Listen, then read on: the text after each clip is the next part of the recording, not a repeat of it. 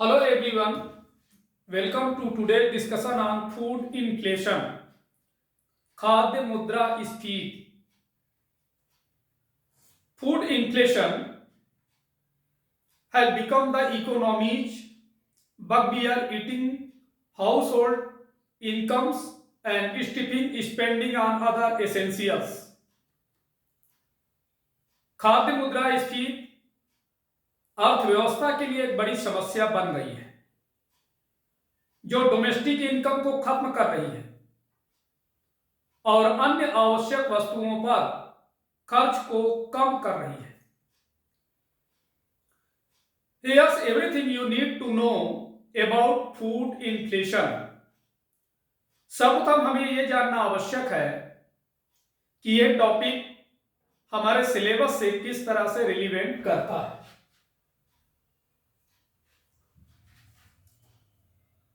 The issue of food inflation is highly significant for the UPSC Civil Service exam, as it relates not only to the economic aspects of the syllabus but also to topics such as governance and infrastructure. These topics relates in preliminary examinations, current events of national and international importance, economic and social development.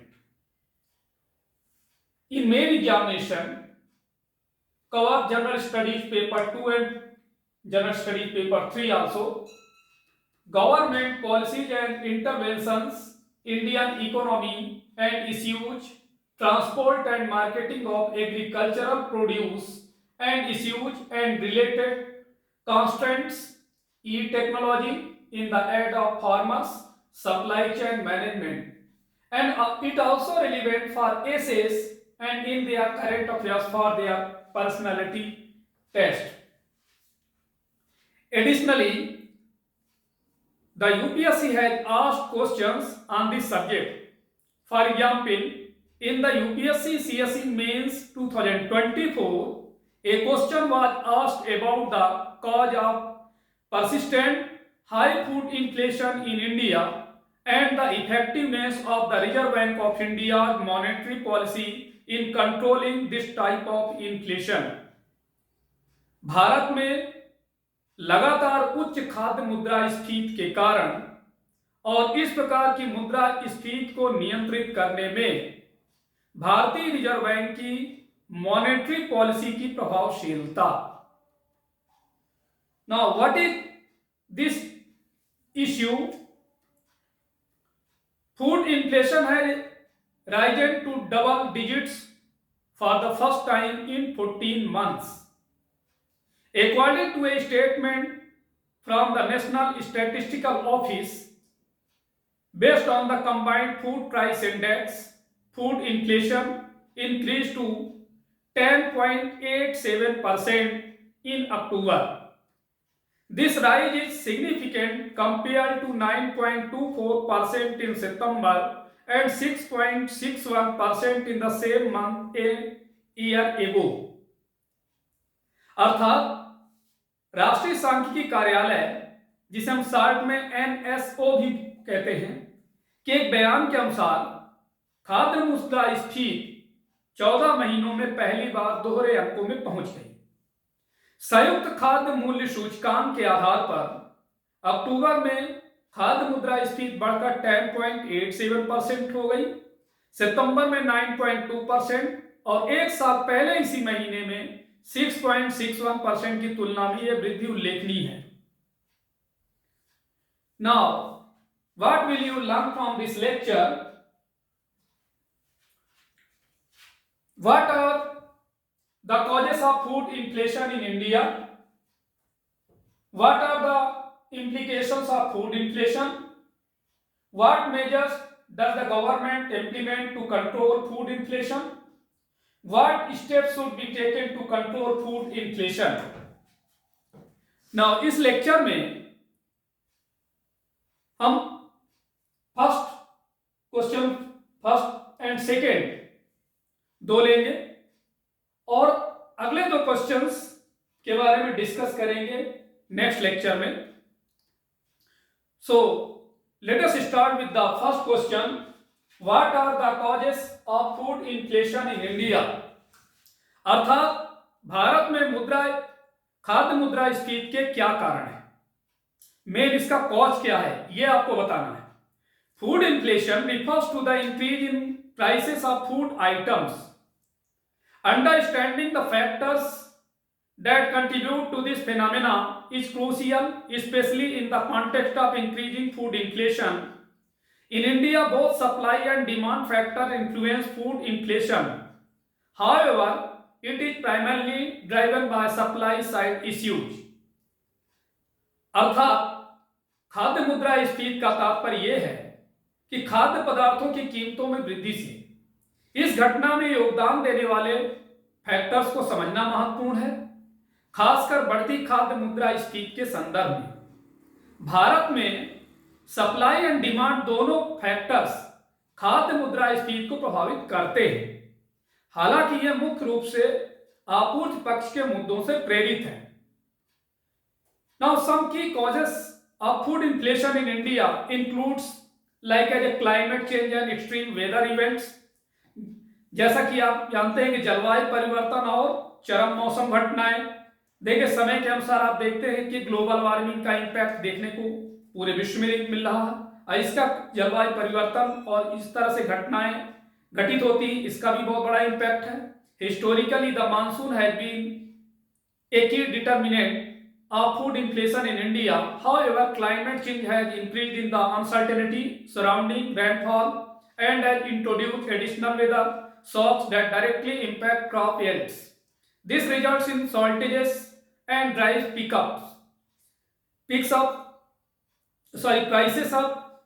The surge in vegetable prices, particularly tomatoes and onions, can be attributed to unseasonal rains and extended monsoons in certain parts of the country. Events like heat waves and unseasonal rains have added complexity to food production and price forecasts, raising the risk of high food inflation. The frequency and severity of these shocks have been increasing due to climate change. In 2022-23, heat waves and unseasonal rains contributed to a surge in inflation, even as the monsoon turned out normal. In 2023-24, El Nino was aggravated by global warming, leading to the driest August India and had seen in recorded history. While the shocks have been varied in nature, they have kept overall food inflation stubbornly high. Heat waves have affected crop production by depleting groundwater levels, shriveling wheat grains, and pest infestation. They also affected dairy and poultry output. On the other side, unseasonal rains hit crops during harvesting and transportation stages. आप हिंदी में ये समझें कि historically देखा जाए तो monsoon Bharat में खाद्य मुद्रास्फीति का एक प्रमुख निर्धारक रहा है। हालांकि क्लाइमेट चेंज ने वर्षों को लेकर अनिश्चितता को बढ़ा दिया और अतिरिक्त मौसमी शॉक्स लाए जो सीधे फसल की पैदावार को प्रभावित करते हैं। परिणाम स्वरूप कमी होती है और कीमतें बढ़ जाती हैं। जैसे समझे आप कि सब्जियां में यदि देखें, विशेष रूप से टमाटर और प्याज की कीमतों में हमेशा उछाल आता रहता है। इसका मेन क्या कारण है? क्योंकि देश के कुछ हिस्सों में बेमौसम बारिश और लंबे समय तक मानसून होने से हीट वेव और बेमौसम बारिश जैसी घटनाओं से खाद्य उत्पादन और मूल्य पूर्वानुमानों में जटिलता बढ़ा देती है। इससे उच्च खाद्य मुद्रास्फीति का जोखिम बढ़ गया है। क्लाइमेट चेंज के कारण इन झटकों की आवृत्ति और गंभीरता बढ़ रही है और 2023 में हीट वेव और बेमौसम बारिश ने मुद्रास्फीति में उछाल में योगदान दिया, जबकि मानसून सामान्य रहा। यही यदि आप 2023-24 में देखें तो ग्लोबल वार्मिंग के कारण अल नीनो बढ़ गया, जिसके कारण भारत ने इतिहास में सबसे सूखा देखा। हालांकि झटके अलग अलग प्रकृति के रहे, लेकिन उन्होंने समग्र खाद्य मुद्रास्फीति को लगातार ऊंचा रखा। हीट वेव ने भूजल स्तर को कम करके गेहूं के दानों को सिकुड़कर और कीटों के संक्रमण से फल उत्पादन को प्रभावित किया है। साथ ही साथ इसने डेयरी और पोल्ट्री प्रोडक्शन को भी प्रभावित किया है।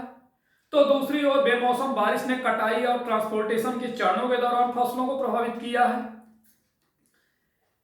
अब इसके बाद मेन सेकेंड कॉज ये हो सकता है वैश्विक मूल्य अस्थिरता, global price volatility.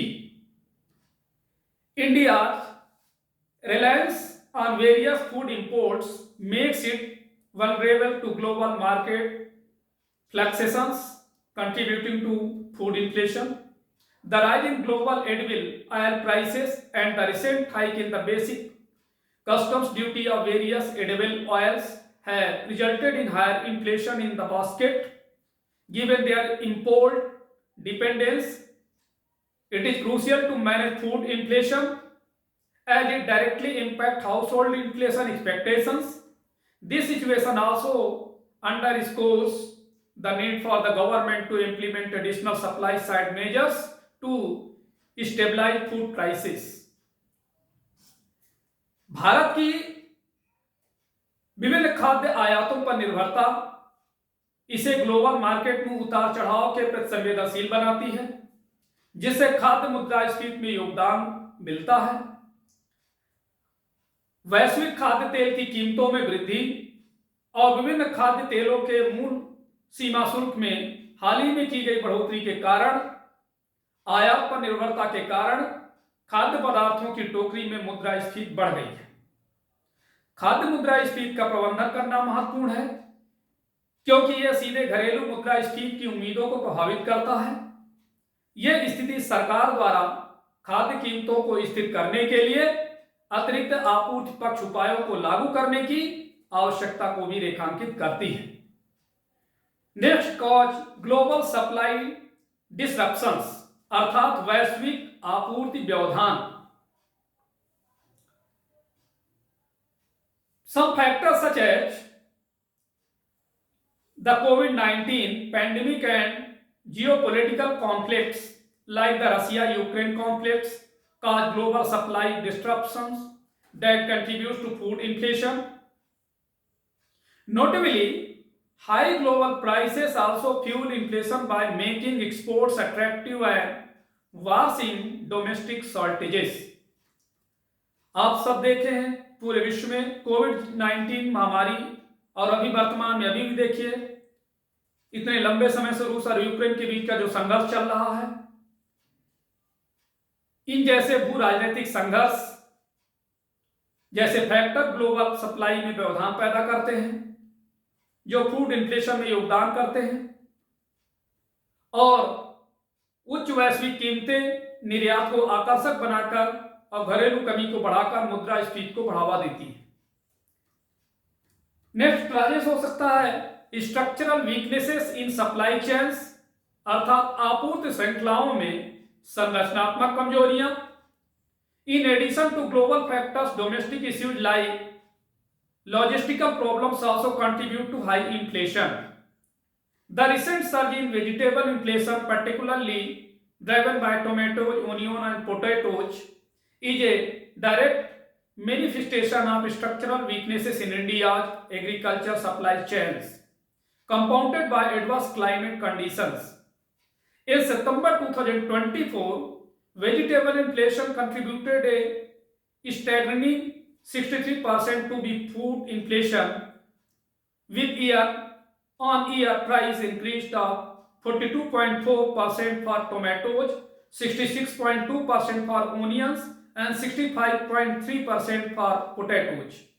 These figures are not merely anomalies, they are symptomatic of deeper inefficiencies and vulnerabilities in their value chains that demand urgent policy attention.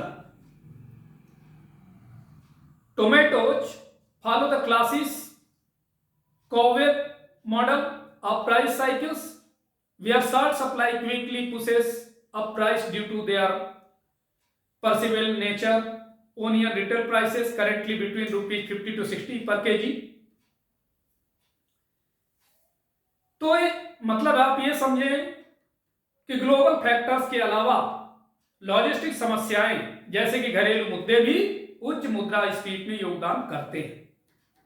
सब्जी मुद्रास्फीति में हालिया उछाल विशेष रूप से टमाटर, प्याज और आलू, जिसका कि मैक्सिमम उपयोग होता है, इन सभी द्वारा संचालित भारत की कृषि आपूर्ति श्रृंखलाओं में संरचनात्मक कमजोरियों का प्रत्यक्ष प्रकटीकरण है, जो प्रतिकूल जलवायु परिस्थितियों से भी और जटिल हो गया है। सितंबर 2024 में सब्जी मुद्रास्फीति ने खाद्य मुद्रास्फीति में 63% का चौंका देने वाला योगदान दिया, जिसमें टमाटर के लिए साल दर साल 42.4%, प्याज के लिए 66.2% और आलू के लिए 65.3% की कीमत वृद्धि हुई। ये डेटा केवल विसंगतियां नहीं हैं, वे उनकी मूल्य श्रृंखलाओं में गहरी अक्षमताओं और कमजोरियों के लक्षण हैं, जो तत्काल नीतिगत ध्यान देने की बात मांग करते हैं।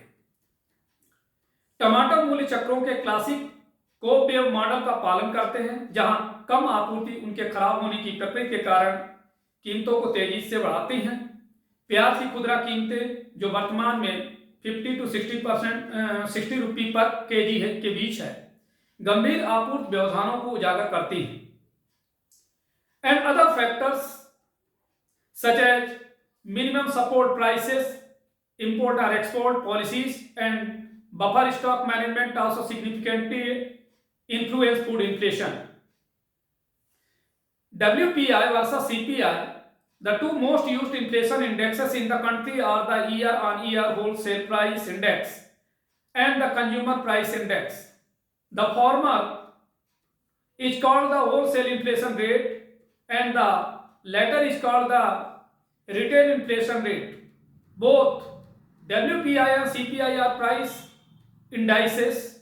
The CPI based inflation data is compared by the Ministry of Statistics and Program Implementation, and the WPI based inflation data is put together by the Department of Promotion of Industry and Internal Trade.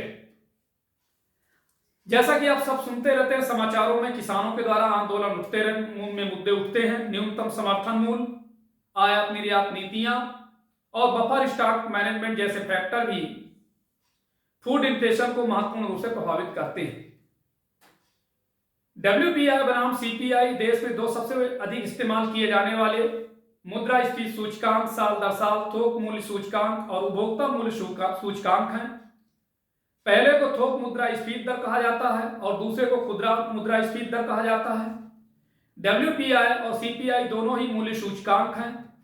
CPI आधारित मुद्रास्फीति data सांख्यिकी और कार्यक्रम कार्यान्वयन मंत्रालय द्वारा संकलित किया जाता है, तो वही WPI आधारित मुद्रास्फीति डेटा उद्योग और आंतरिक व्यापार संवर्धन विभाग द्वारा एक साथ रखा जाता है।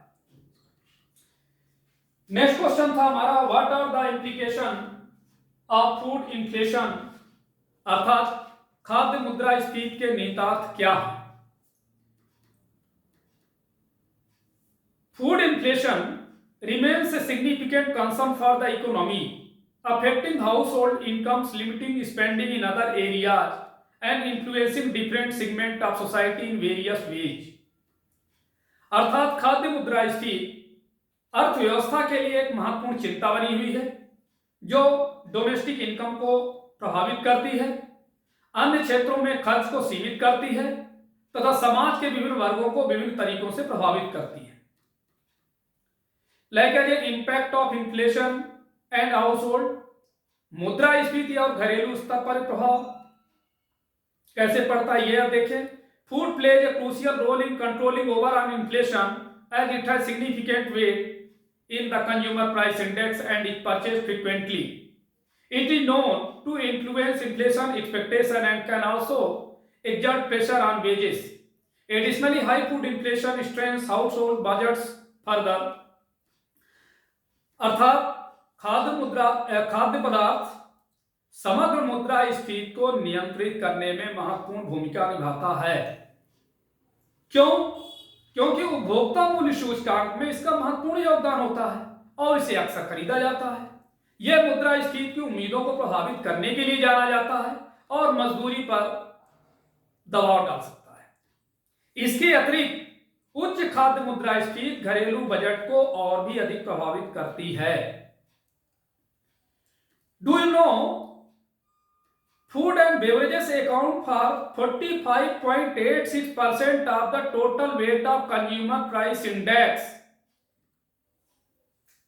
Research shows that large and persistent food shocks spill over into non-food inflation. Given the high share of food in the average Indian's consumption basket, the public at large understands inflation more in terms of food inflation. Adversely affects household inflation expectation, the RBI Governor Sasikant Das said. Next is impact on food security and the poor, अर्थात खाद्य सुरक्षा और गरीबों पर प्रभाव। Food inflation undermines food security and the livelihoods of the most vulnerable section of society. Furthermore, it adversely impacts the nutrition, health and education of the nation's poor population. High food inflation hits the poor more since it has a higher weight in their consumption basket. Our assessment shows that the bottom 20% of the population in rural and urban areas currently face nearly 50 basis point higher inflation than the top 20%.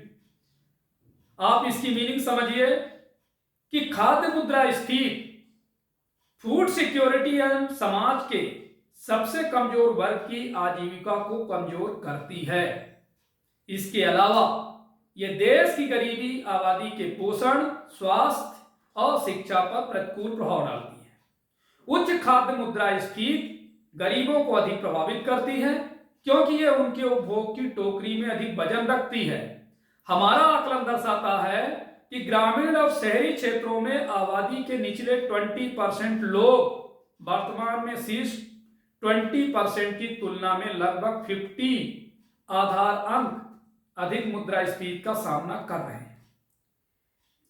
Next is impact on rural population, ग्रामीण आबादी पर प्रभाव। The impact of high food inflation is evident in both urban and rural areas, but it has been observed that the rural population is affected more severely. In rural areas, food inflation tends to have a much higher bearing on overall inflation while it accounts for a similar bit in the urban areas. Vegetable inflation contributed the most to overall headline inflation. In rural and urban areas, vegetable inflation was almost the same at 36% and 35.9% respectively. But the sting is different. Vegetable have a weight of 7.5% in rural CPI and 4.4% in urban CPI. Due to the relatively larger importance of vegetables in rural consumption, it contributed to 45.8% of the headline rural inflation. In the contrast, vegetable inflation only contributed 31.3% to headline urban inflation. उच्च खाद्य मुद्रास्फीति का प्रभाव शहरी और ग्रामीण दोनों क्षेत्रों में स्पष्ट है, लेकिन यह देखा गया है कि ग्रामीण आबादी अधिक गंभीर रूप से प्रभावित होती है। ग्रामीण क्षेत्रों में खाद्य मुद्रास्फीति का समग्र मुद्रास्फीति पर बहुत अधिक प्रभाव पड़ता है, जबकि शहरी क्षेत्रों में इसका कम हिस्सा होता है। सब्जियों की मुद्रास्फीति ने समग्र मुद्रास्फीति में सबसे अधिक योगदान दिया। ग्रामीण और शहरी क्षेत्रों में सब्जियों की मुद्रास्फीति क्रमशः 36% और 35.9% पर लगभग समान थी, लेकिन इसका असर अलग है। ग्रामीण सीपीआई में सब्जियों का भाव 7.5% और शहरी सीपीआई में 4.4%। ग्रामीण खपत में सब्जियों के अपेक्षाकृत अधिक महत्व के कारण इसने मुख्य ग्रामीण मुद्रास्फीति में 45.8% का योगदान दिया। जबकि वहीं इसके अपोजिट सब्जियों की मुद्रास्फीति ने मुख्य शहरी मुद्रास्फीति में केवल 31.3% का योगदान दिया। Next, do you know headline inflation presents the change in the value of all goods in the basket. अर्थात हेडलाइन मुद्रास्फीति टोकरी में शामिल सभी वस्तुओं के मूल्य में परिवर्तन को दर्शाती है। Core inflation is a measure of inflation calculated by removing the prices of food and fuel because the prices of food and fuels prices fluctuate massively। अर्थात कोर मुद्रास्फीति का एक माप है जिसकी गणना खाद्य और ईंधन की कीमतों को हटाकर की जाती है, क्योंकि खाद्य और ईंधन की कीमतों में भारी उतार चढ़ाव होता रहता है। Super core inflation is calculated by removing gold and silver price inflation from core inflation. अर्थात सुपर कोर मुद्रास्फीति की गणना कोर मुद्रास्फीति से सोने और चांदी की कीमत मुद्रास्फीति को हटाकर की जाती है। Similarly, when on September 14 the Union government raised the import duty hike on edible oils, it led to a rise in prices, but the negative effects was more in rural areas. In urban areas, the price index increased by 2.54% in September in comparison to August, but it increased by a higher 3.2% in rural areas। अर्थात इसी तरह जब 14 सितंबर को केंद्र सरकार ने खाद्य तेलों पर आयात शुल्क बढ़ाया तो कीमतों में उछाल आया, लेकिन इसका निगेटिव इंपैक्ट ग्रामीण इलाकों में ज्यादा पड़ा। शहरी इलाकों में अगस्त के मुकाबले सितंबर में मूल्य सूचकांक में 2.4% की वृद्धि हुई, लेकिन ग्रामीण इलाकों में यह 3.2% ज्यादा रहा। Now next 2 questions in next lectures. Thank you.